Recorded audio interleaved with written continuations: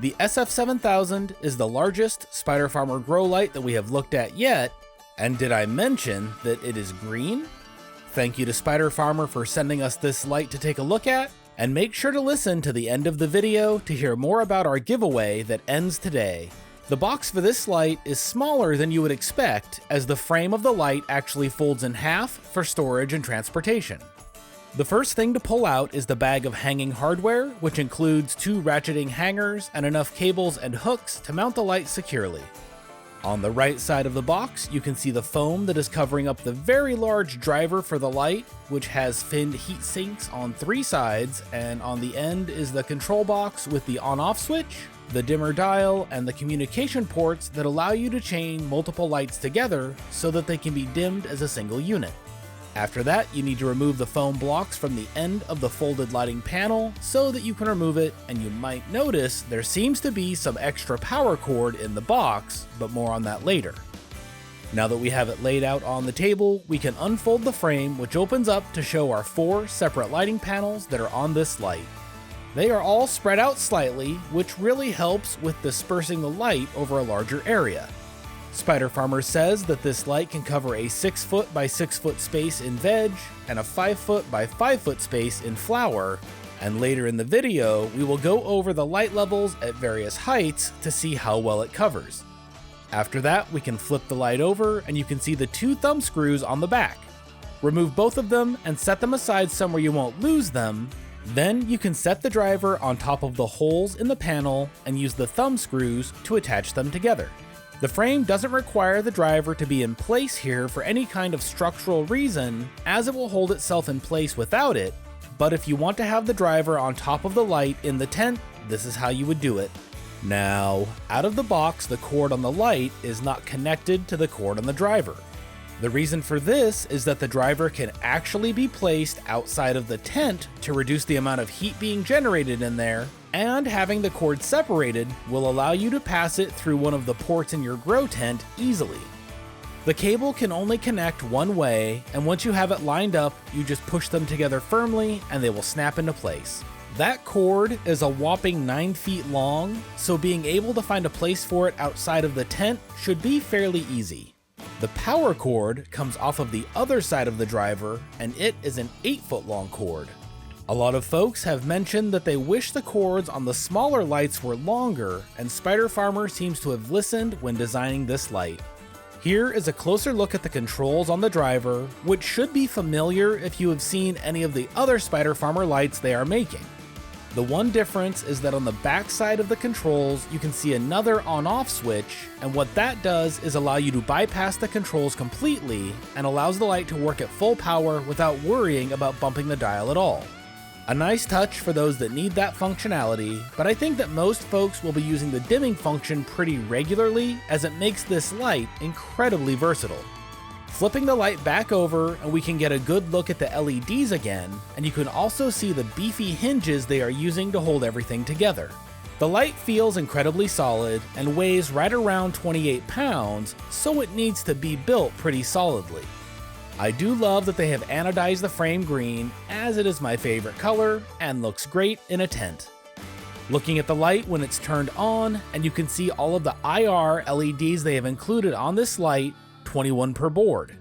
You can also get an idea for how far down the light can dim, and we will go over those numbers in just a minute.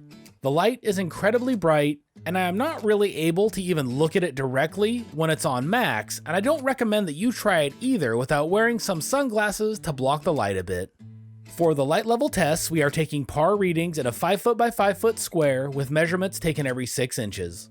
These measurements are not taken inside of a tent, as we want to be able to compare multiple different lights against each other in upcoming videos, and do not want to have to worry about tent sizing for all of the measurements. Remember that a properly sized grow tent can increase your light levels by 10 to 30%, especially around the edges of the space. At a 12-inch height, the par readings in the center are an insane 1,887, with almost everything in the center 2 foot by 2 foot square being over 1,000 par. This light will pull 620 watts from the wall at full power and goes down from there as you dim the dial.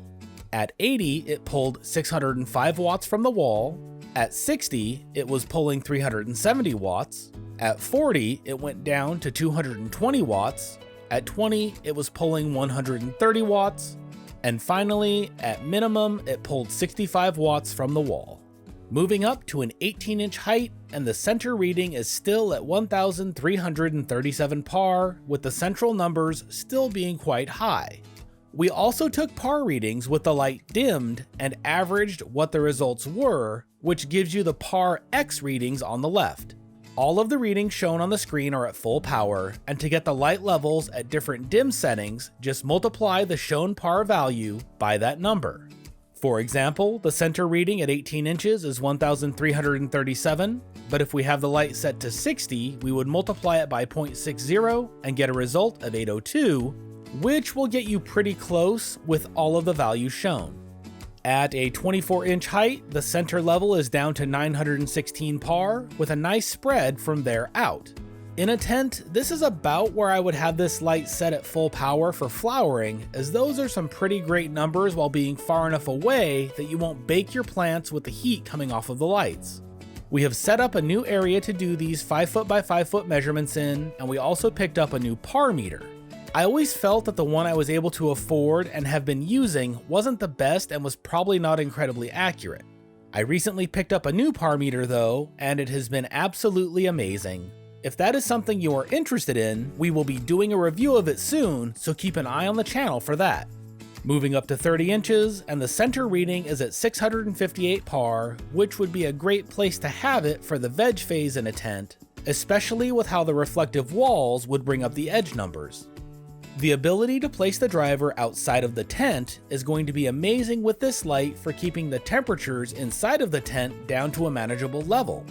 But it is also nice to have the choice to mount it inside of the tent if you grow in your garage in the winter like we do, and it will help keep the plants nice and warm even in the middle of winter.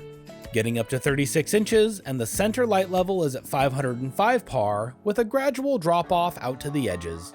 I don't think that most folks will be hanging their light this high, as you can get a similar light reading by just dimming the light, but it is an option for those looking to get a maximum light spread to cover a larger area.